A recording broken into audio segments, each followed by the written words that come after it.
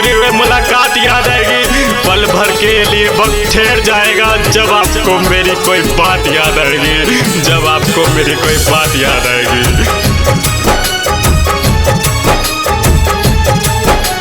जन्मों जन्म के तू खाई थी कसम, पल भर में दे के चली गई तुमने ही जख्म।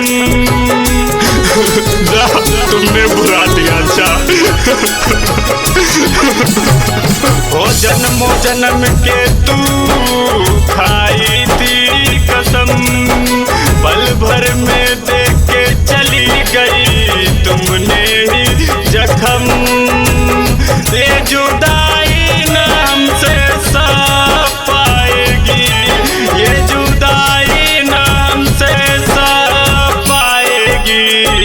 तुम मुझको छोड़ के बोलो क्या पाओगी। पत्थर की दुनिया जज्बात नहीं समझती, दिल में क्या है वह बात नहीं समझती।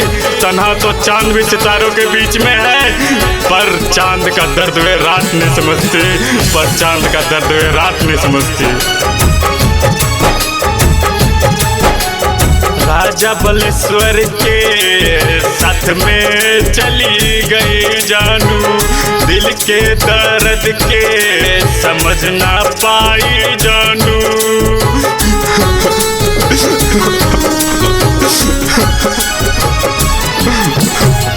हो राजा बलेश्वर के साथ में चली गई जानू, दिल के दर्द के समझ ना पाई जानू। राजा दीक्षित को तूने भुला दी है, अनिकेत दीक्षित को तूने भुला दी है। तुम मुझको छोड़ के बोलो क्या पाओगी।